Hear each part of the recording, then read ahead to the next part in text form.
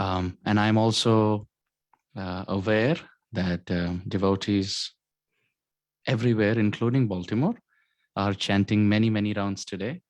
There's a vrat to chant a lot. So I promise to stop on the clock.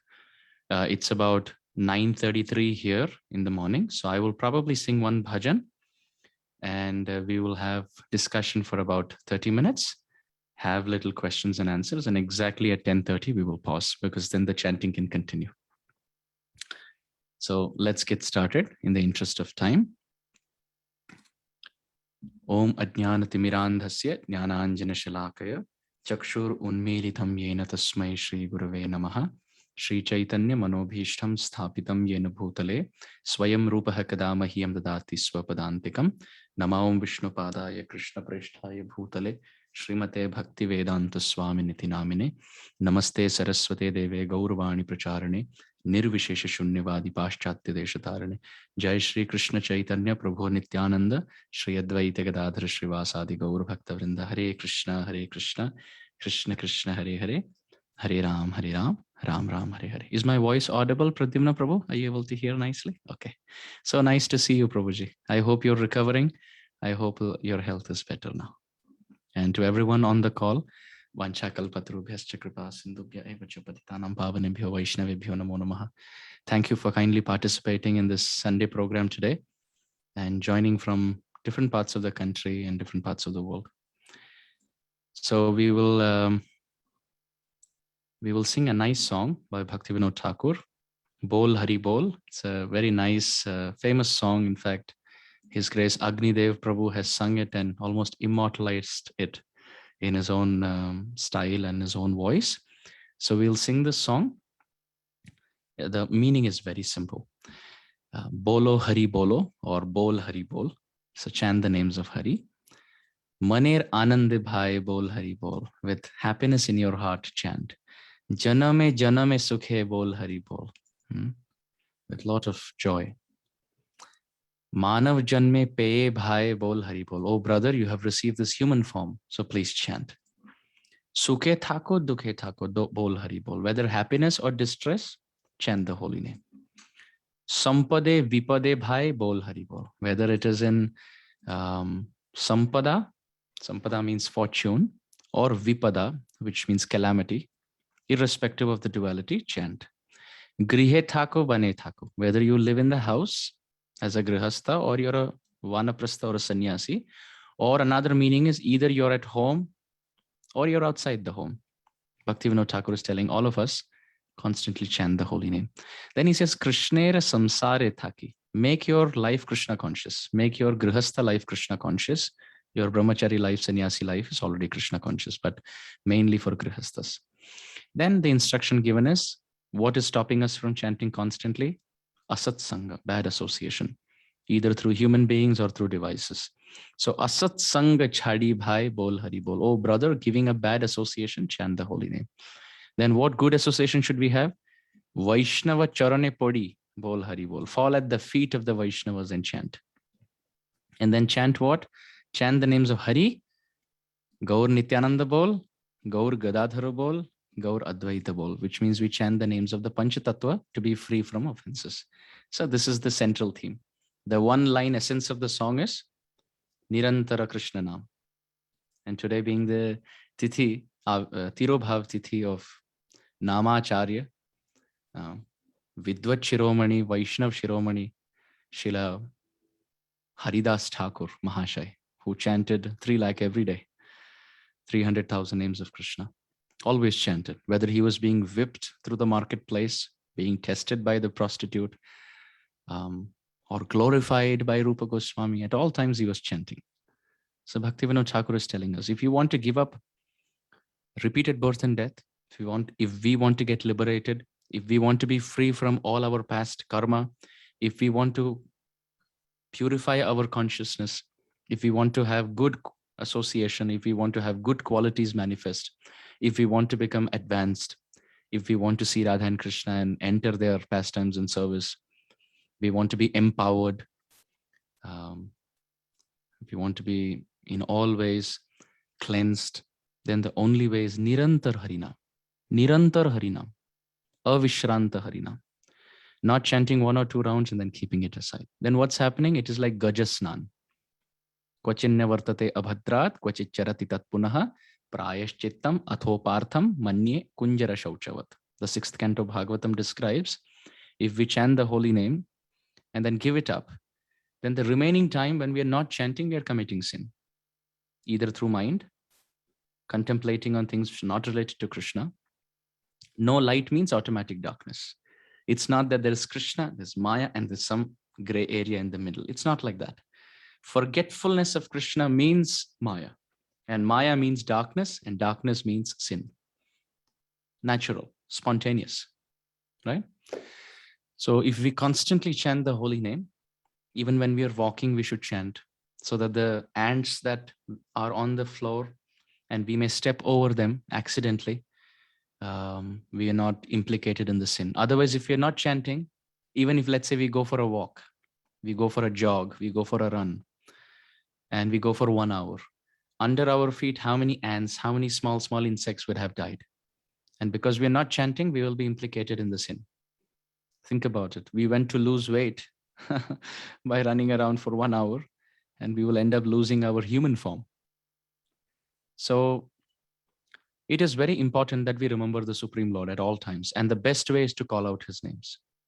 You see, if the mother has 2 children and the older one is very responsible, he can get the boarding pass in the airport. He can put his bags through security. So does the mother worry about the older one? No, she doesn't, because he's kind of independent. But if there is a little child, younger, and is constantly saying, Mama, Mommy, Mommy, and he's not doing anything else, what happens? The mother is constantly thinking about the child. Even when if the child is very little and she has to go to the bathroom, she will make sure now what to do. Should I take the child inside, or should I give the child to someone? And very quickly I will come, right? The mother is thinking about the child. Why? Because the child is constantly calling out to the mother. So there are 2 kinds of children in this world. Radha and Krishna are our eternal masters. Either we could be independent, responsible, doing everything like the Gyanis do, like the Karmis do. And the dependence on the Supreme Lord is very less. Just like the older son, he doesn't depend much on the mother. He's kind of independent. So the mother also lets go. But the little one is completely dependent. It's like a baby cat, a kitten. Very helplessly dependent on the mother. So if we have that mode, calling out to the mother's names, like the child is doing in the form of Harinam, then Krishna, in the form of the eternal parent, never forgets us. Always is thinking about what to do for us. So we want that level of protection from the Supreme Lord. And for that, we have to chant. Initially, the mind may not say. The mind will not agree to chant. The mind will say, I have no taste. Man nahi lagta. Mood nahi hai. The mind will say all these things. But it is little abhyas. Think, for example, when we have to, by the way, I'm coming to the song. I'm not getting swayed away. It's just to understand the importance of Harinam.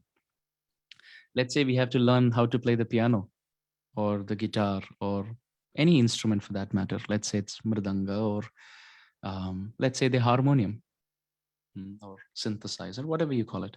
Let's say it's the piano. That's the example we first started with. You see children, when they start off playing, they make mistakes. The teacher is telling them how to use their hands. They can use one hand, some fingers, but not all of them are right. And the other hand is going off. But then if both hands are going right, then the feet, where they have to use the feet also, that's not functioning. But then there comes a point where the person is, all the keys on all 10 fingers, both hands are perfect. And at the same time, both legs are also coordinating. And at the same time, the person is not even looking at the piano. He's looking at the audience as to what the audience are thinking, right? You see such expert piano musicians. So how is that happening? Initially, it's impossible. But abhyasena tu kaunteya. Krishna says in the Bhagavad Gita 2 things for success. 1, we have to give up things which are obstacle, vairagya. Things which are taking us away from Harinam, we have to give it up. And abhyasa. So vairagya means giving up things which are not good on the path of bhakti. Bhakti anukula karjera svikar. Bhakti pratikul varjan angikar. Bhaktivinoda Thakur has said, whatever is anukul, we accept. And to accept that, we do abhyas. Abhyas means practice. So if I know watching movies is bad, then giving it up is vairagya. And chanting Harinam on force is abhyas. Both things are needed. Giving up the negative and practicing the positive. And that's how the person becomes good at the piano, right? Initially, it's difficult, but every single day practicing 5 hours, 6 hours a day. And then over 10 years, you see, the person becomes expert. Think about driving, same thing. When the person starts driving the car, initially it's difficult for him to manage everything. Initially, to put the seat belt in itself is difficult for the person who doesn't know, right? And then he has to know how to put all the different things together. He has to, whether it's an automatic car or it's a manual car, that's one thing to consider. And he's thinking, where's the gear, where's the clutch, where's the brake, where's the accelerator, where's the steering, and where are the different lights, how do I switch on the wiper, and how do I put the hazardous. He's thinking about all these things. But then by practice, there comes a point where he's driving with one hand on the steering, right? And with another hand, probably he's eating something. And he's also talking to people in the car and maybe even singing a song, right? How's that happening? Because of practice. Now, he's not stressed because of practice. Naturally, it's coming. Think about a child who learns to drive a bicycle. I'm sure we've all learned how to drive a bicycle right from childhood. How does it start? Initially, there's a desire. There's a desire that mommy, daddy, I need a cycle. And then they get one, and then there's some fear how I will drive. So then they put on the side wheels. I think we all went through that phase. Then side wheels. Then we sit on top of it. And then the father or the mother holds at the back, and they kind of push us. And then we're just sitting there. We don't even know how to pedal. And then they're pushing us. And then comes a point where we start pedaling, but the side wheels are still there. And then there comes a point when we start pedaling and the side wheels are taken away. And then there comes a point where even the father's intervention is not needed. He also doesn't hold. There's no side wheels and there's no father behind. The child starts cycling and pedaling on his own. And not just that, he starts using geared cycles. And at the same time, he is monkey pedaling, and he's also whistling and going like a hero on that cycle.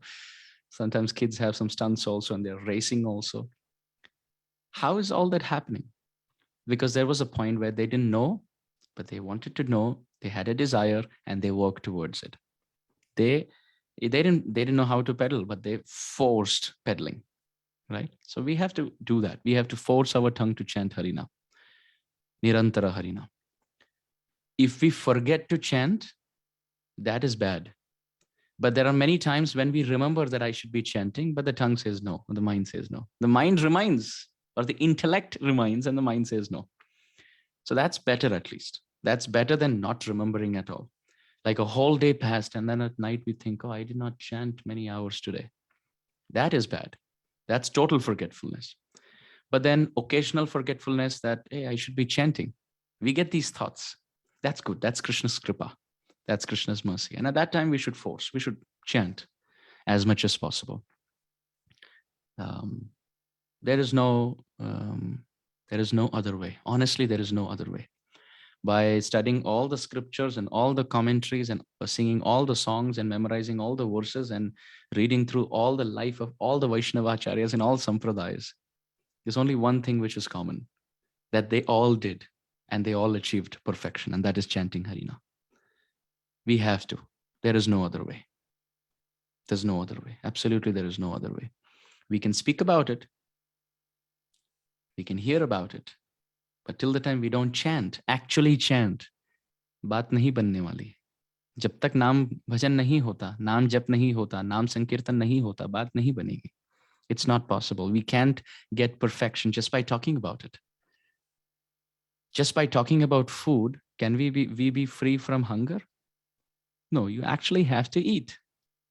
You can see the pictures on a recipe book, You can read about the recipe, you can speak about the recipe, and even hear about the recipe, but none of that is going to take the hunger out. You actually have to cook and eat, right? Only then it's possible.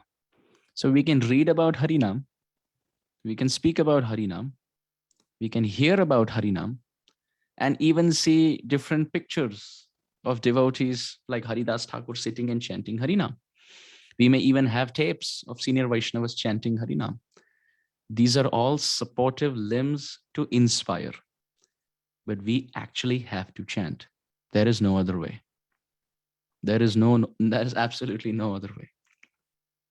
We can talk about uh, milk and ghee and dahi and all of these things. We can talk and hear and read and speak about it, but the body is going to be weak if you don't actually have it, right? We're going to be weak.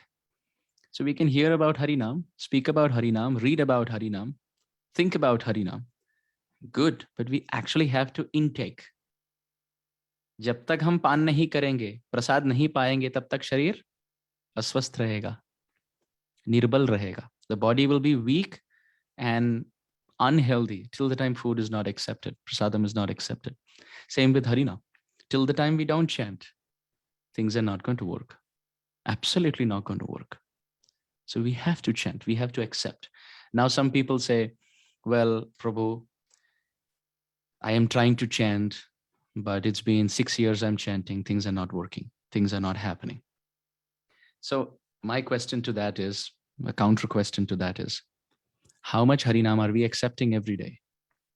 How many names are we chanting? How many hours are we chanting? How many hours are we forgetting in comparison to how many hours you were chanting? Let's say you chant for 2 hours and you forget 22 hours. It's not going to work.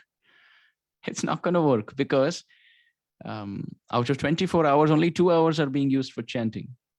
And remaining 22 hours are in forgetfulness. So only 1/12 of the day, 2 out of 24 is 1/12 of the day is used, which is 8% of the day is used for chanting. How can 8% have power more than 92% of the time when chanting is not done? So there must be chanting. Even for food, we see when we accept prasadam, let's say you just take one rice grain and put it in the mouth. Hunger is not going to go away. You have to eat at least 50% of the stomach constantly. Not that you eat one morsel and then you walk around for 30 minutes, talk to everyone and come back. No, it doesn't work like that. You have to sit there and have at least 50%, 60% of the stomach. After that, we start feeling, ab kshuda nivaran hua. Now the hunger and the thirst have come down. But till then, you have to just go on. In 1 or 2 morsels, we will not feel the hunger has come down, right? Let's say you're eating something, accepting something, just by 1 or 2 morsels, it's not going to work. You have to accept at least 50, 60, 70% of the stomach. Then you feel, now the hunger is gone and you feel a sense of satisfaction. Acha laga, prasadam was cooked well. And at the same time, the body becomes healthy. Bhagavatam describes 3 things. Bhakti pareshanu bhavo viraktir anyatra chesham trika ekakalaha. That when we accept food, 3 things happen. The first thing that happens is hunger goes away. The second thing that happens is we feel satisfaction. And the third thing that happens is the body becomes healthy. And these principles hold true even for chanting the names of Krishna. When we accept the chanting of the holy names, 3 benefits are there. First, the hunger of this world comes down, which means the hunger for material desires, the hunger for materialistic fulfillments, lust, anger, greed, envy, competitive, ambitious mentality. They are all like hunger of this world. They are all gone. Just like by accepting food or prasadam, the hunger of the body goes away. By chanting the holy name, the hunger of this material world goes away. That's the first. Second thing that happens is a sense of satisfaction. The person actually starts feeling happy. So much happiness that that person can now be the cause of giving happiness in the lives of others. There's so much happiness brimming and bubbling in their heart that they have so much more to give it out to others. You see, when a cup or a glass, let's say you have a glass like this, You fill water up to the brim. And then what happens when you pour more? There's overflowing, right? Overspilling. So our heart is like that. When we chant Harinam, it's filled with happiness. And now more Harinam, it starts overspilling in the lives of others. And the third benefit is, just like by accepting prasadam, the body becomes healthy, our spiritual life will become healthier. One will become radiant in realization. But for all of this to work, one morsel of rice is not going to work. You have to accept at least 50-60% of your stomach of prasadam, right? So similarly, we have to accept minimum quantity as the minimum and then accept much more Harinam in our life every day. We should try to chant. We should try to chant 2, 3, 4 hours every day, at least, as much as possible. 16, 20, 30, 40 rounds every day, nicely. Then things will start working. One very exalted Prabhupada disciple was once, I had the good fortune of serving him. So in that room, he told me, he looked at me and he asked me, so how many rounds are you chanting? So I said some number. And then he said that, I will tell you something very interesting. He paused and he said, many years ago, my health came down because of constant travel. So I could not travel for 6 months, he said. Then he said, for 6 months, I just chanted 32 rounds of Hare Krishna Mahamantra every day. 16 rounds in the morning and 16 rounds in the evening. And he said, at the end of 6 months, just chanting 32 rounds of Harinam every day, he said, I felt so surcharged with spiritual inspiration. And now when I started traveling, I could give much more because the holy name gave me. I gained from Harinam and I could give. So this is very important. We have to spend time with Harinam. We really have to spend time. Just like we sit and accept prasad and we don't talk to anyone and we just look at prasad, no multitasking, no looking at the phone. We look at the prasad and we accept prasad as the gift of the Supreme Lord and being absorbed, we accept. That's when the body becomes healthy according to Ayurveda. So Harinam is like that. We have to sit in one place and focus and just chant. The mind will say no. The mind will say get up. The mind will say look outside the window. The mind will say look who liked your comment on Facebook. The mind will say, is there someone at the door? The mind will say, is the tap running? The mind will say, are the lights switched off in the other room? And the mind will say, did anyone call me or send a text message on WhatsApp? The mind will say so many things because the mind does not want us to sit with Harinam because he knows it's game over for him. It's game over for him. If we sit with Krishna, then what is going to happen? The mind is finished. The mind is finished and he does not want to be finished. He does not want to be finished, you know. So in English, there's a word to sabotage. You know what sabotage means? Sabotage means to play from one team against the same team. Like, for example, let's say if there's a person in the army who is, let's say he's part of a certain country. And now he's making plans to destroy his own army because he's taken money from the other side. But he's not, you know, that's a sabotager. Someone who's in a team and nobody knows about the fact that everyone thinks he's part of us. But then he's making this wicked, sinister plan, how I can destroy this same team, the same army that I am part of, right? A backstabber, let's say, someone who is a drohi. Like he's coming from the same country and he's destroying the same country. You call it Desh Drohi in Hindi. So mind is a sabotager. He is part of our body, part of our existence, but he is making the most crooked, wicked, demoniac plans to destroy the soul. The soul is trying to get Krishna and the mind is saying, I will help you, but I will help you lose your human form. This is the sinister, wicked plan, demoniac plan that the mind makes. So the mind wants us to listen to him. Now, when we sit with Harinam, he knows, well, this is the greatest weapon against me and I will be finished. That's why he says, my back is hurting. You know, I think I'm having cramps in my legs. I think I'm thirsty. I think I need to go to the bathroom. Yes, all of those are definitely justified reasons. Don't, don't trouble yourself, force yourself by sitting down if you have a lower back problem. Like, find a seat and sit there comfortably. But the point is, sit with Harinam as much as possible, as many hours as possible. Chant, chant, just chant. Don't read and chant. Don't hear and chant. Just chant, because you have to chant.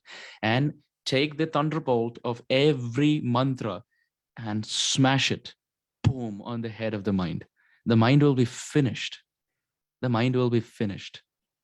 And with the mind, there's complete destruction of repeated birth and death. There's complete destruction of lust and anger and envy. The good thing that we can do to society first starts as charity begins at home. It really begins at home. We can start by giving charity to ourselves, the charity of the holy name. So the point is, we have to chant at all times, as much as possible. Even when we are cooking, we can have a counter in our left hand and we can chant. Even when we are walking, even when we are bathing, you don't have to have any count at that time. You don't have to have any beads. You don't have to have any counter. You're under the shower, chant, sing and chant. And it doesn't have to be repetitive at all times. You can sing. You can blissfully sing. So many melodies are there. You can just go from one mantra to another, from one melody to another. Hare Krishna, Krishna Krishna, Hare Hare, Hare Ram, Ram Ram, Hare Hare, Hare Krishna, Krishna Krishna, Hare Hare, Hare Ram, Ram Ram, Hare Hare, Hare Krishna, Krishna Krishna, Hare Hare, Hare Ram, Ram Hare Hare, Hare Krishna. So much can be done. And isn't music just natural for the soul? So why not just mix that with Harinam? And there are no hard and fast rules. No one says it has to be this fast or this slow. Pick a volume and pick a speed that is natural. Sometimes people say that, it must be done in 5 minutes. And there are some who say 4 minutes and you have to go fast and don't worry about everything. Just keep moving. You surely can get the numbers done with that. But how about the absorption? How about the absorption? Where is the mind? So whatever keeps the mind comfortable, it could be at any pace. If you feel the mind is absorbed when you're going at 6 minutes a round, wonderful, go at that speed. We have to be honest though. If we feel as a personal chanter, if you're convinced that at that speed, your mind doesn't get time between the mantras to go anywhere, okay, keep galloping. But if you feel, if you slow down and if you pause and you chant blissfully and peacefully, that makes you absorbed, go for it. There are no hard and fast rules. 16 rounds is the minimum. But then when we say, you get a chance to explode with other devotees and kick all the anarthas out collectively. But then at that time, some even put their hand in the beat bag and they're chanting japa in the kirtan. We shouldn't do that. We shouldn't do that. Now is the time of collective service. You see, in Radha Krishna's Leela, there's service in seclusion, and then there's service in coordination and cooperation.